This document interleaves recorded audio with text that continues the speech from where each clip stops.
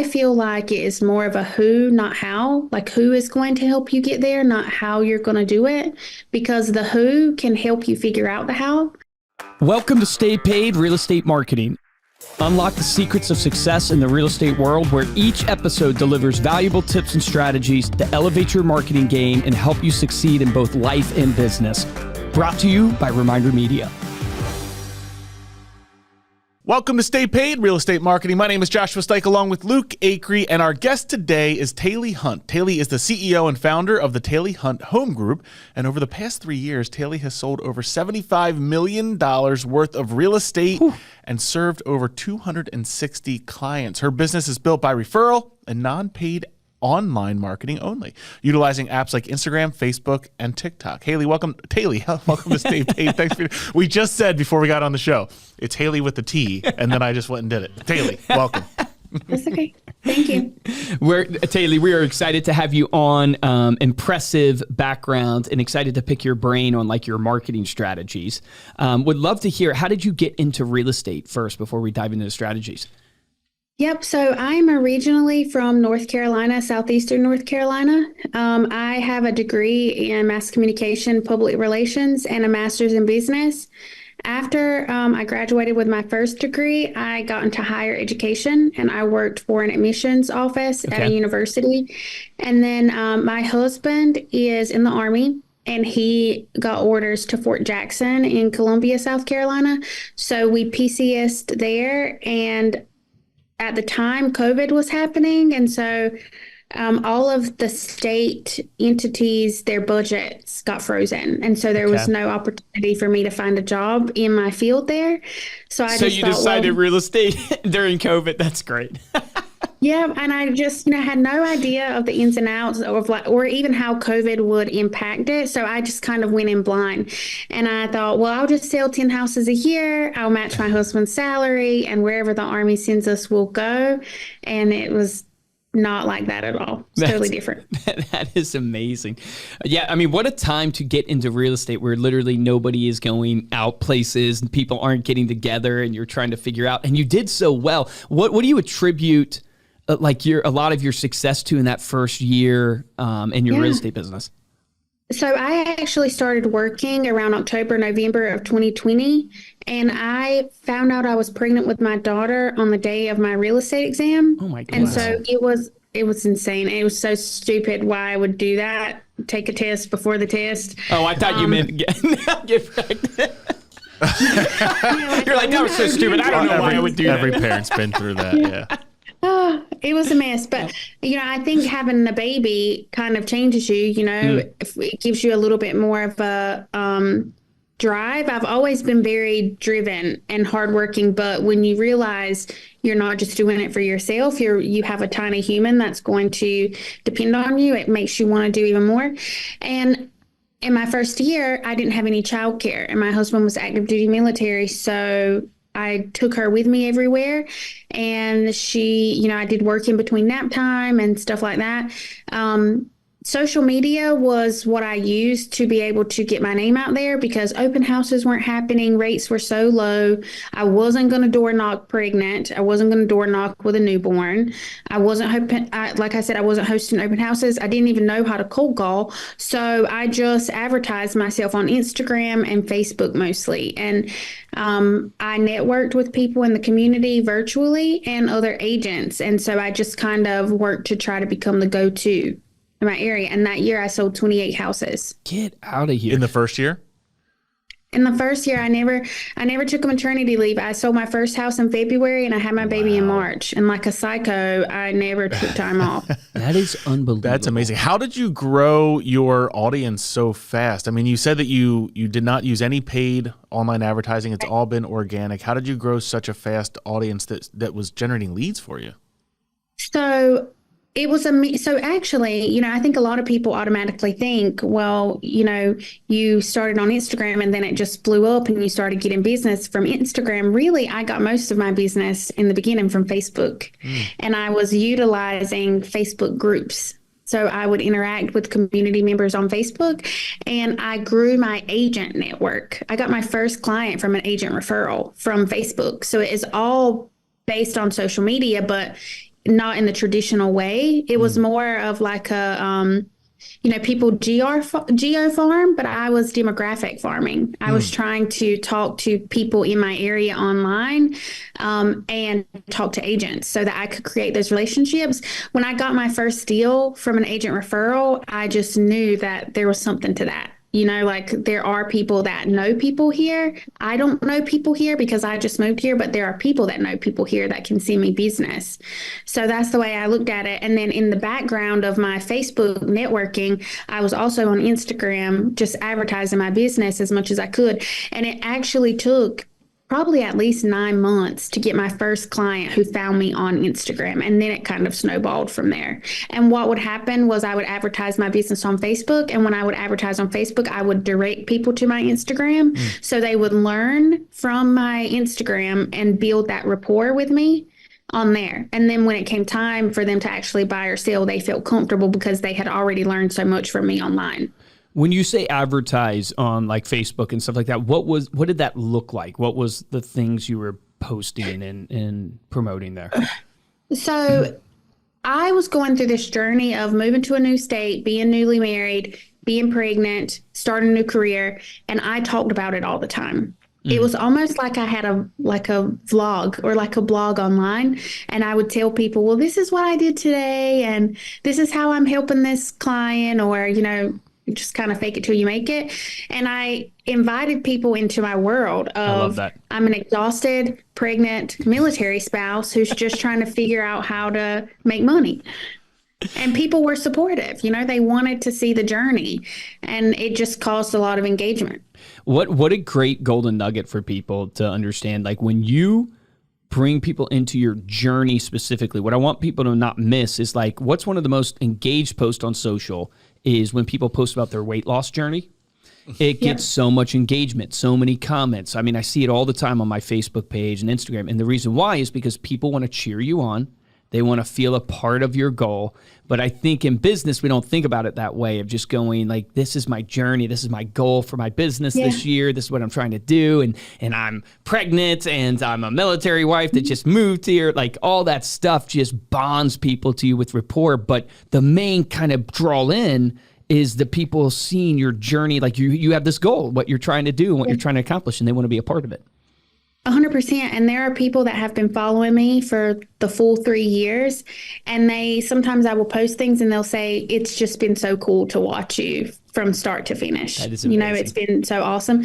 And so then, have all of these new followers now that they haven't been there from the beginning. So they see the bits and pieces now, and they probably have a different point of view. But people who have been watching since 2020 are just always rooting me on. And last year, my goal was to sell 100 houses. And so I was very vulnerable about that. And I, even said on Instagram and Facebook, here's my goal and watch me hit this goal. And I made a chart, and I would update people along the way and say, all right, it's Q1. We've sold 18. This is where we are now, and people, I even had clients who would call me and they would say, so are we going to be number 100? Are you going to hit your goal with us? And they get super bought in, they just feel like they're a part of it, a part of your world. That's incredible. So you started off kind of growing your referral network through other agents. How does that look today? Is your referral network now mainly through the clients that you worked with? How are you staying in touch with them and building those relationships? So last year I did 146 units, and 78 of them came from my sphere of influence. So, those are like past clients and people I've met while I'm here. That's not including any agent referrals. So a lot of my business, it has now swapped from being a very social media driven business, which it still is in certain ways, to a very database driven business. So I closed 78 last year, mainly from past client referrals. And then 35% of my business was agent referrals. Wow. And I say, that it's not super social media based, but, this is how I stay in front of people, right? Like, I talk to them through text message and phone call, but social media is the way that I meet people, that I stay in touch with them after we've already met, and that I stay top of mind. So a big part of my lead generation is content creation, is chit chatting with other agents online every day. It's going into my database and reaching out to my past clients and saying, how are you guys doing? Is there anything I can do for you? It's just staying in touch with people on a regular basis so that when they think about real estate, they think about me. What else do you do with your clients? So you're calling them. Obviously, you're posting on Instagram, which you're friends with them on and stuff like that. Is there anything else you do? Mailers, events, emails, anything like that? Events. So we do a lot of client events, at least for a year. And that kind of serves as another touch point where we call them and invite them, or text them and invite them. And then it's just a good way for us to give back to them, because if we're getting so much business from that source, we really want to pour into them as much as we can. Can you give us some examples? Because we hear client events and how well they work. What are some of the examples that you've done for your clients? For Christmas, we did Santa Claus photos. Every Easter, we do Easter egg hunts for the kids. Okay. Every summer, we have a summer bash where we get inflatables and food trucks and just invite everybody out. We are doing a couple more things this year that will be more small. So tomorrow night, we're doing a vision board party, and we'll probably have maybe 5 families show up. It won't be big, but it'll be intimate and allow us to really get to know them better on that personal side. And we just like to do anything that allows us to interact. Sometimes we rent out a movie theater and show them a movie for free in the summer or the fall, and just anything that we can invite them to and say, hey, come do this experience and do it for free. What is a vision board party? I have to ask.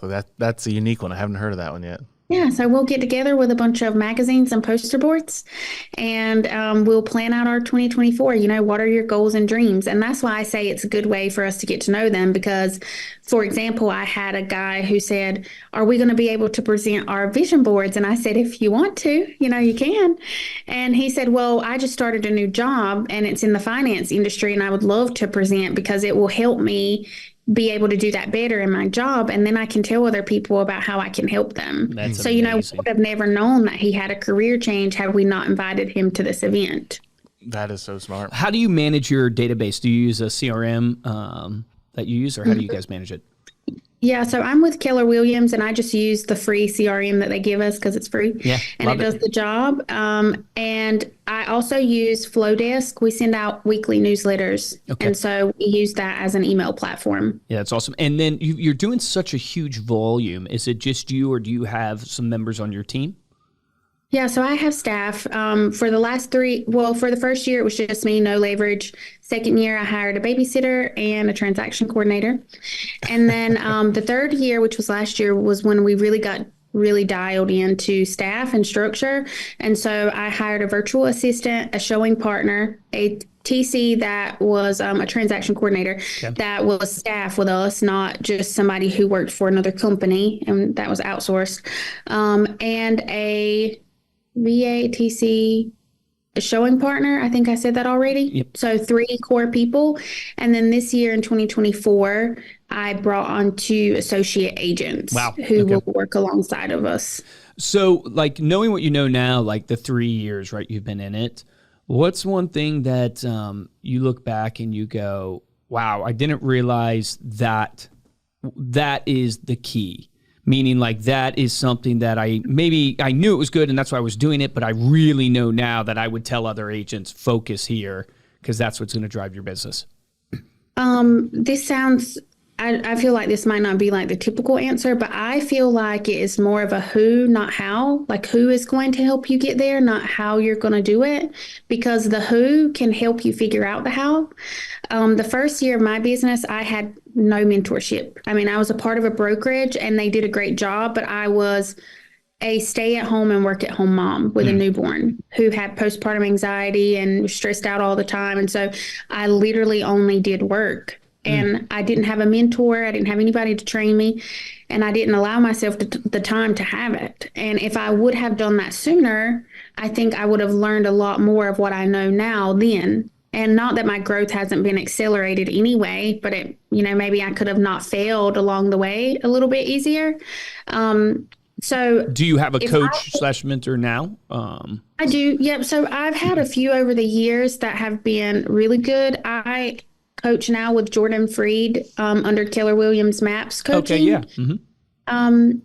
And we just started coaching together. So it's been great so far. But my very first coach was Karen Prawl, who used to be a regional director with Keller Williams. And now she is an operating principal for several of them. And she owns or has ownership in a lot of them. And we just randomly found each other on Facebook, and she coached me for like a year. Wow. And it was great. She was awesome. She is awesome. She's been a catalyst for my business. And that's what I mean, like just having somebody to champion you, to make you realize that you can achieve way more than you think you can. So I would advise any new agent to get a mentor of some sort that will pour into you selflessly, and they're hard to find. So, really work hard to find them. And then who you know is much more important than what you know.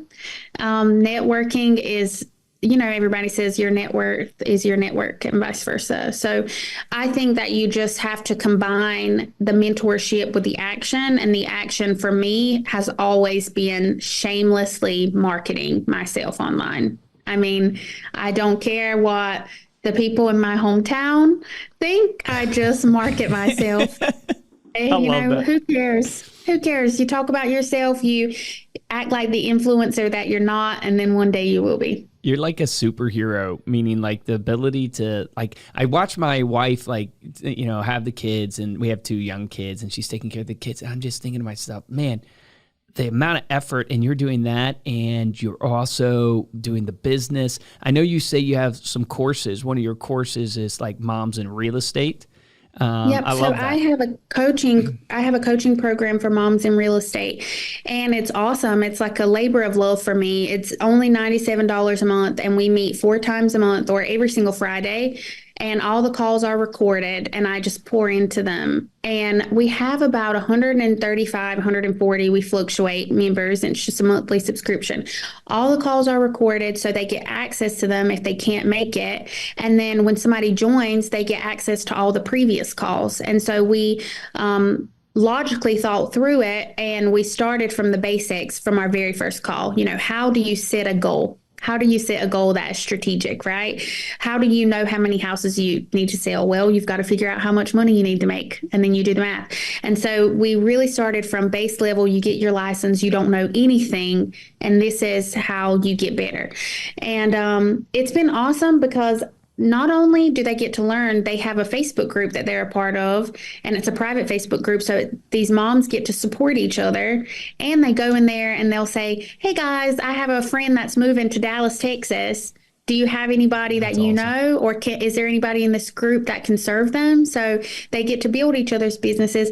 And then when I see agents say to me, I don't have any training at my brokerage, so everything you're telling me and teaching me is literally changing my business, and I feel empowered. I feel awesome about that because I get to be for them what I never had my first year. It's incredible. Incredible, Taley. You are a rock star. Before we close out here, let people know how they can connect with you or follow your journey. Yeah. So my Instagram is instagram.com/TaleySoldIt. Or Taley.soldit. It is not geared towards buyers and sellers at all. I only post content on there that is helpful for real estate agents. So I give a lot of free tips and tricks on how to grow your business, and it's the best way to learn from me for free. That is awesome. Taley, thank you again so much for coming on, and thank you all for listening. We're going to include links that Taley mentioned there, as well as a link to her group and her Instagram and everything over at the show notes at staypaidpodcast.com. So you can get those all in one spot there. If you like this episode and want to show your support, you can head on over to Apple Podcasts, drop us a 5-star review along with a comment. We'll read it here on the show, and the best way to support the show, simply share this episode with someone that you know, someone that you might think would want to listen. If you want to get hold of me, Luke, you can email us at podcast@remindermedia.com. And of course, you can follow us on Instagram as well. We are at Stay Paid Podcast. For this episode of Stay Paid, I'm Joshua Stike. Guys, I'm Luke Acree. Taley, thank you so much. It's very obvious in talking to you and getting to know you, just your energy and your personalness and all that you've brought to the table while you're crushing it. Really appreciate you sharing the knowledge. My action item for everybody on this is you got a massive golden nugget that you can literally take action on right now. And we're still near the beginning of the year with this episode. Go to your social and post your goal. Post your goal and share that with your tribe, with your community. Send an email out to your database, maybe with a video of you talking about your goal. Bring your people into your journey, and you will be amazed how they want to help you throughout the year, because people love to help other people out. It's better to give than to receive, as they say. But remember, the difference between top producers and mediocre producers in every business is top producers take action. Take action on that today.